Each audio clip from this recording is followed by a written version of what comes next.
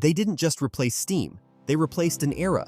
Before Amtrak, before mile-long highways, and before flying felt ordinary, the E-Series diesel locomotives were America's answer to the future. Designed by General Motors' Electro-Motive Division, these machines turned heads with their streamlined noses, vibrant paint schemes, and the unmistakable hum of diesel-electric power. More than transportation, they became symbols of modern ambition.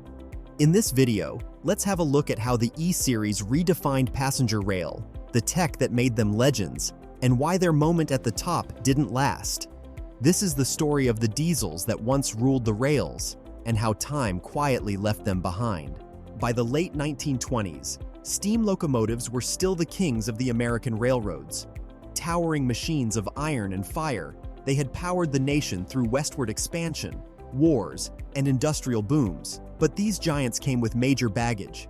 Operating a steam locomotive was a massive undertaking, requiring not only tons of coal and thousands of gallons of water, but also a complex network of support systems, including water towers, coaling stations, and maintenance depots. Crews were large, roles were specialized, and every mile traveled came with high operational costs.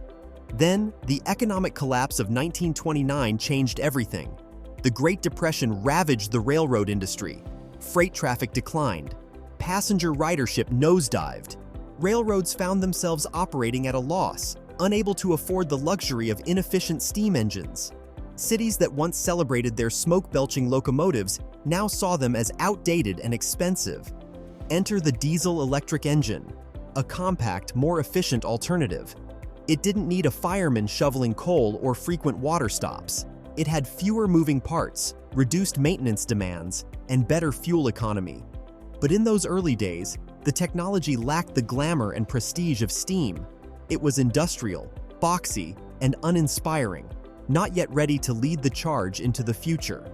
The man who changed everything was Ralph Budd, president of the Chicago, Burlington, and Quincy Railroad.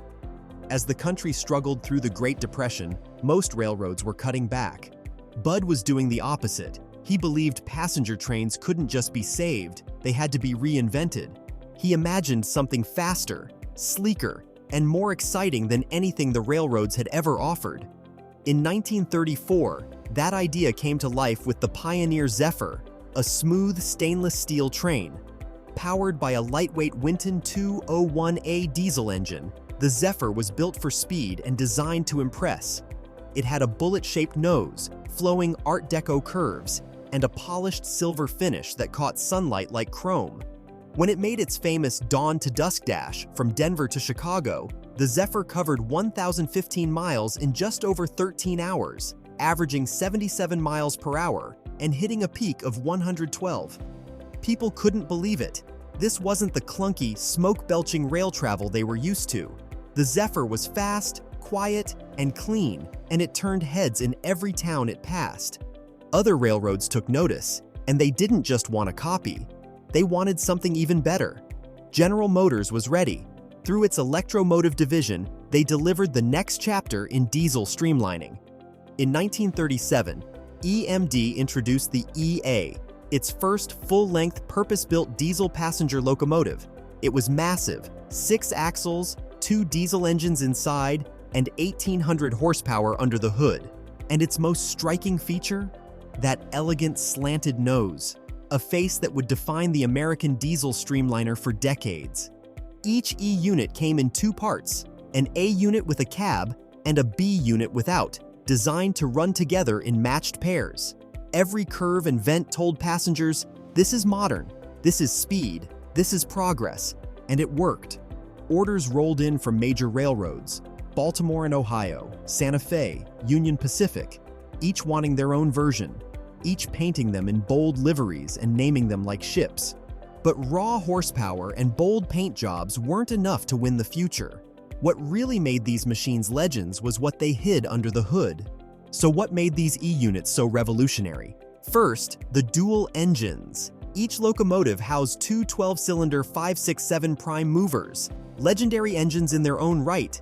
Combined, they put out 2,000 horsepower, later upgraded to 2,400 in later models like the E9. Second, the ride. E-units glided down the tracks. Their A1A1A wheel arrangement, where only 4 of the 6 axles were powered, gave them better balance and less wheel slip on high-speed runs. The unpowered center axles also helped the locomotives handle curves and uneven track more gently, ideal for long passenger trains.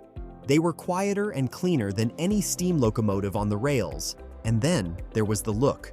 With their long noses, rounded roofs, and gleaming stainless steel side panels, E-units looked like something off a World's Fair poster. They were mobile advertisements for rail travel, rolling ambassadors of a new era, post-World War II. America was booming. People had money, families were traveling, soldiers were coming home, and they wanted modern comfort, not soot-covered steam giants. The E-units delivered. Railroads poured money into luxurious new streamliners. In trains like the Super Chief, City of Los Angeles, and California Zephyr, every journey felt like a premiere. Luxury, spectacle, and motion all in one. Passengers dined on white linen, slept in plush Pullman cars, and watched the landscape slip by from glass-domed observation lounges. And at the head of nearly all of them, a glossy, growling E-unit. Between 1945 and 1954, EMD sold hundreds of these locomotives. The E7, E8, and E9 became the gold standard in long-distance passenger service. Even into the late 1970s, E9s were still hauling passengers for railroads like the Illinois Central, Southern Pacific, and Union Pacific, long after most other diesels had retired from passenger duty. But just as rail travel was reaching new heights, a new kind of competition was getting ready to take off. Underneath all that shine, trouble was brewing. Air travel was taking off. Former military planes were being converted into passenger aircraft. Airports were expanding. Flying from city to city was suddenly faster and getting cheaper. Then came the Interstate Highway Act of 1956. A new web of roads began crisscrossing the country, funded by the government and built for the growing American love affair with cars. Trains, no matter how fast or beautiful, couldn't compete with the flexibility of planes or the freedom of the open road. Passenger numbers fell, routes were cut, railroads tightened their belts, and even the mighty E-units began to feel outdated. But EMD wasn't alone at the top. The diesel race was heating up, and one rival was determined to steal the spotlight. Alco, its longtime competitor, launched the PA series, another stylish dual-engine streamliner that looked like a Hollywood movie on wheels. Powered by the 244 prime mover, the PA had more torque at altitude, a fierce horn, and smoke exhaust stacks that made it feel like a diesel-steam hybrid. Rail fans adored them, but they had one fatal flaw: reliability. Alco's engines were complicated and maintenance heavy. Meanwhile, EMD's simpler, more robust 567 kept winning over mechanics and managers alike. In the end, the numbers said it all. EMD outsold Alco by a wide margin, and the E-Series kept racking up miles on rails from coast to coast. Innovation could only carry them so far. The real threat wasn't another locomotive, it was the changing world beyond the rails. By the 1960s, the writing was on the wall. Railroads were losing money fast. The government forced them to keep running passenger service, but few could justify the cost. Dining cars were removed, sleeping cars slashed, and whole trains replaced by buses. Even the E-units couldn't save it. In 1971, Amtrak was formed to rescue what was left of intercity passenger rail. They inherited dozens of aging E-units, but they weren't built for a system running on federal budgets and tight margins. By the 1980s, most had been scrapped. Some were gutted and rebuilt as power generators. Others found second lives on commuter lines like Metra in Chicago, but many were simply parked and forgotten. The dream had ended, but while the E-units faded from passenger service, EMD wasn't done. Its SD series would soon dominate the freight railroads, marking a new era of diesel power. And yet, even as the spotlight shifted to freight and modern engines, the E-units had already left their mark, one that still resonates decades later. Still, the E-Series left a legacy that refuses to die. They were the first mainstream passenger diesels in the US, bridging the gap between the steam era and the modern world. They showed that rail travel could be fast and elegant, They sparked a design language that echoed across American industry, from cars to diners to appliances. Streamlining became a symbol of hope, speed, and style. And they were more than machines. They were optimism on wheels. Every headlight beam cutting through the dark was a promise that the future would be better and a lot brighter. Their time has passed, but the story doesn't end in the scrapyard. Today, a handful of E-units survive, some in museums, others lovingly restored by tourist railroads or private collectors. Union Pacific still maintains a pair of E9s, numbered 949 and 951, for its heritage fleet.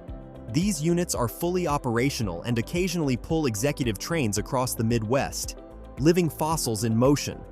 Walk up to one, and you can still feel the presence, the sheer size, the polished nose, the growl of 2 5 6 7 engines when they're fired up. They're not practical anymore. They're heavy, fuel-thirsty, and built for a kind of service that barely exists. But that doesn't matter, because when those engines turn over, when the horn echoes through the trees, when the wheels start to turn, it all comes rushing back. An era, a dream that still lives on in steel and paint and motion. The E-Series locomotives marked a turning point in American rail. They replaced steam with something faster, cleaner, and more efficient, and for a time, they were the pride of every major railroad. Their design set a new standard. Their engines redefined performance, and their presence on the tracks helped shape the image of modern passenger travel. Today, they're no longer part of everyday rail service, but a few are still running, carefully restored and preserved. When you see one, you're not just looking at old hardware, you're seeing the engine that started it all. If you enjoyed this look back at the diesel streamliners that changed rail forever, don't forget to like this video and subscribe to Industrial Crafts for more. Thanks for watching, and we'll see you next time. As Art Deco took hold of architecture and fashion in the 1920s, it made its way onto the rails too, turning ordinary trains into something unforgettable. Trains, once hulking beasts of smoke and soot, began to transform. Suddenly, they weren't just moving people or freight, they were also turning heads. They gleamed, they curved, they looked fast even when parked. And it wasn't just about engineering anymore, it was about art, about style. It was about Art Deco. The turning point? The Pioneer Zephyr. In 1934, it rolled out looking like it belonged to tomorrow. Polished stainless steel, bullet-shaped, and bold. It shattered all speed records and expectations. So what changed? Why did trains suddenly become some of the coolest machines of the decade? Today, we're going into the golden age of rail and the design revolution that turned steel into style. Before the 1930s turned trains into gleaming silver icons, locomotives were all grit and muscle. In the 1800s, steam engines looked more like iron beasts than symbols of progress. Loud, clunky, and wrapped in soot, they moved across the countryside with brute force, not beauty. Even the stations they stopped at, though grand, spoke the language of old-world architecture. Gothic spires, Romanesque arches, Beaux-Arts domes, picture castles with clocks and cathedrals with ticket counters. Stunning, yes, but futuristic? Not quite. By the early 20th century, a few signs of modernization crept in. Yet most trains still resembled relics from the Victorian age, with tall smokestacks, brass trimmings, and boxy tenders. They had charm, but they didn't capture the spirit of a new era. Things began shifting after World War I. In the US, the Railroad Administration pushed for standardization, trading beauty for bulk. Ornament was out, uniformity in. Trains began looking tougher and more streamlined. Across the Atlantic, British engines dropped their frilly features too. Speed and power took center stage, but something was still missing. Trains had muscle. What they needed was style. That spark, a fusion of elegance and engineering, would come in the 1920s, draped in chrome and confidence, and its name was Art Deco. It started in Paris, like most stylish revolutions. The year was 1925. At the Exposition Internationale des Arts Décoratifs, French designers unveiled a bold new look, sharp lines, sleek geometry, shiny chrome, and a sense of movement that felt electric. It was everything Art Nouveau wasn't, not soft or floral, but confident, modern, and built for speed. The world was hooked. Soon, Art Deco was everywhere, gracing New York's skyline, Miami's beachfront hotels, London's cinemas, and even the typography on matchbooks. By the late 1920s, railroads were losing their edge. Cars were everywhere. Airplanes were getting faster. Trains, once the pride of modern travel, suddenly seemed stuck in the past. They needed reinvention. But on the surface, Art Deco offered the perfect facelift. It looked modern, and it felt fast. Railroads launched bold new poster campaigns, replacing dull realism with dynamic energy. Artists like A.M. Cassandre turned trains into missiles of motion, all clean lines and visual thrust. Saturated colors, big fonts, vanishing points. It was visual adrenaline. And soon, the trains themselves caught up. The curves got smoother, the paint got glossier, and for the first time, railroads wowed them. The 1920s laid the groundwork, but it was the 1930s when Art Deco trains really took off. Suddenly, trains weren't just machines. They were dreams on rails. Smooth, fast, futuristic. Germany kicked things off with the flying hamburger in 1933. Sounds funny now, but back then it was advanced. A rounded, streamlined train that looked more like a spaceship than a steam engine. It cruised at 77 miles per hour, which was unheard of for regular service at the time. Not to be outdone, America fired back with the Union Pacific M-10,000. Built from shiny aluminum and painted in golden hues, it looked like something out of a comic book. Lightweight, fast, and fuel-efficient. It was an ongoing science experiment, and it worked. Then came the star of the show, the Burlington Zephyr. All stainless steel, diesel-powered, and unapologetically shiny. It broke speed records, turned heads, and stole hearts. The term streamliner quickly caught as a marketing goldmine. Railroads slapped it on posters, menus, and even napkins. When it made its record-breaking run from Denver to Chicago in 13 hours, people lined up just to see it. The Zephyr was a symbol. Kids collected its postcards, stores sold toy versions, and suddenly, railroads weren't just catching up, they were setting the pace.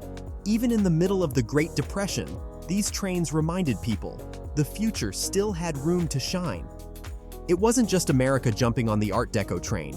America had the Zephyr, Germany had the hamburger, but Britain, they had the Mallard, and it flew. In Britain, the movement took shape in steel. By 1935, the London and Northeastern Railway rolled out the A4 Pacific class, elegant curved locomotives with names like Silver Jubilee and Mallard. And Mallard didn't just look like a bullet, it was just like one. In 1938, it hit 126 miles per hour, a world record for steam that still stands. Painted a deep ocean blue with chrome accents, it felt more like a luxury yacht than a train. Meanwhile, France was turning train ads into gallery pieces. Artists like Cassandre used bold angles and dramatic shadows to make even a static poster feel like it was in motion. In Japan, trains got better and smarter. The C-53 Pacific and the Tsubame Express, nicknamed the Swallow, symbolized modern progress. The Tsubame, launched in 1930, connected Tokyo to Kobe at record speeds for its time. It got a stylish redesign, where Japanese artists like Munetsugu Satomi made these trains look like bold, modern posters, turning railway travel into a point of pride and progress. Even the Soviet Union got in on it. Their style? More muscle than grace. Locomotives framed with bold reds, chunky lettering, and trains exploding out of starbursts. These train ads projected the unstoppable force of the Soviet Union. Trains might have turned heads in the 1930s, but the stations? They stopped people in their tracks. This was the Art Deco era, when cities were being reshaped by bold lines, rich materials, and a new kind of elegance. Train stations weren't just places to get from A to B. They were built to impress. Look at Buffalo Central Terminal. Opened in 1929, it soared 15 stories high. The main hall felt more like a grand movie set than a stop on your commute. Bronze touches, giant windows, polished stone everywhere. It was a statement. Then there's Union Terminal in Cincinnati from 1933. Its massive rotunda looked like something straight out of a superhero movie. Inside, a glowing mural the height of an 18-story building, radiant sunburst windows, and glossy terrazzo floors giving a spaceship-like vibe. Philadelphia's 30th Street Station had a more classical feel, but with Art Deco balance and detail. And over in Helsinki, their central station looked like it was carved by time-traveling architects. Clean lines and bold stone statues. These weren't just waiting rooms, they were portals. Every sign, every light, even the ticket counters told a story. Art Deco turned travel into a moment and made you feel like your journey had already begun before the train even pulled in. But here's the thing, design never stands still. Just as these stations were blowing people away, something else was quietly shifting on the rails. A new look was about to roll in, something smoother, more refined and built for motion. As the world changed in the 1930s, so did Deco. The glitz took a back seat. What rolled forward was streamlined moderne, a cooler version of the style, built for tough times and fast dreams. The lines got longer, the corners softened. Excess was out, efficiency was in, but without losing the wow factor. This was Deco built for motion. The Pennsylvania Railroad's GG1 engine was the poster child. Designed with help from Raymond Loewy, it had a sleek electric body, golden pinstripes, and curves that screamed speed. It didn't look like it belonged on tracks, it looked like it belonged in a wind tunnel. Fun fact, the GG1 was so well designed, it stayed in active service for over 50 years, outlasting almost every other electric locomotive of its time. Even freight trains joined the makeover. Minimalism swept through advertising too. One 1938 New Haven Railroad poster showed nothing but a train silhouette and sky. No words, no sales pitch, just forward momentum. Streetcars weren't left behind. The PCC streetcars, introduced in 1935, zipped through city streets like silver bullets. Suddenly, even a ride to work felt a little glamorous. And though war was coming, and the golden era would soon fade, these designs left a legacy, not just in how trains looked, but how they felt, like the future, just arriving. When World War II broke out, priorities shifted fast. Steel went into tanks, not trains. Colors faded, designs got stripped down, and Art Deco, once a symbol of tomorrow, began to feel like a thing of the past. But time has a funny way of reshaping memories. Years later, people started looking back and feeling something more than nostalgia. Because Deco trains weren't just beautiful, they stood for something bigger: progress, optimism, and the belief that the future could be full of hope. That spirit still echoes. It lives in restored streamliners, in model railroads built with obsessive care, in Amtrak posters that echo Deco's bold lines. You can hear it in the polished hum of the Burlington Zephyr at Chicago's Museum of Science and Industry. Because those trains were promises, a reminder that when art and engineering move together, they don't just take us somewhere, they make us believe we're going somewhere worth reaching. Today's trains are fast, but back then, they were something else. They had soul. In the 1930s, a train wasn't just a way to get somewhere. It meant something. It felt like the future, wrapped in silver and speeding toward tomorrow. If this video brought back a bit of that magic, give it a like and hit that subscribe button. So if you had one day to ride an Art Deco train, which one would you pick? The Burlington Zephyr, the Mallard, or the Flying Hamburger? Drop your choice in the comments. Thanks for watching. We'll see you next time.